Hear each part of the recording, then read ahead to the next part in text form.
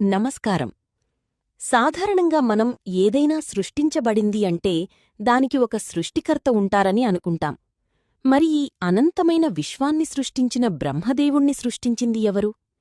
సృష్టికర్తకే ఒక సృష్టికర్త ఉన్నారన్న హిందూ ధర్మం యొక్క అత్యున్నత రహస్యం మీకు తెలుసా?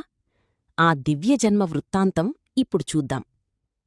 పురాణాల ప్రకారం ప్రళయం తర్వాత సర్వం శూన్యమైనప్పుడు మహావిష్ణువు, నారాయణుడు యోగనిద్రలో ఉంటారు.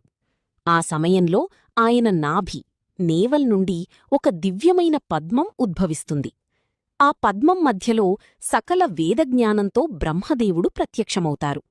అందుకే బ్రహ్మను నాభిజ, నాభి నుండి పుట్టినవాడు లేదా పద్మగర్భ అని పిలుస్తారు. అంటే ఇక్కడ బ్రహ్మ సృష్టికి మూలం మహావిష్ణువు. కాని విష్ణువు కూడా పరబ్రహ్మ స్వరూపమైన అనంతశక్తి యొక్క వ్యక్తరూపమే. హిందూతత్వం ప్రకారం బ్రహ్మదేవుడి జీవితకాలం కూడా నిర్ణీతమైనది. ఒక బ్రహ్మకాలం ముగియగానే మళ్లీ ప్రళయం వస్తుంది. ఆ తర్వాత మళ్లీ కొత్త బ్రహ్మ ఉద్భవిస్తారు.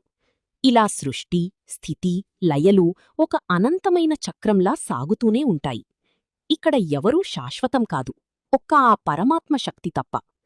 సృష్టికర్త కూడా సృష్టించబడ్డారు అనే ఈ ఆలోచన మన అహంకారాన్ని తగ్గించి మనందరం ఆ ఒక్క పరమాత్మలో భాగమేనని గుర్తుచేస్తుంది.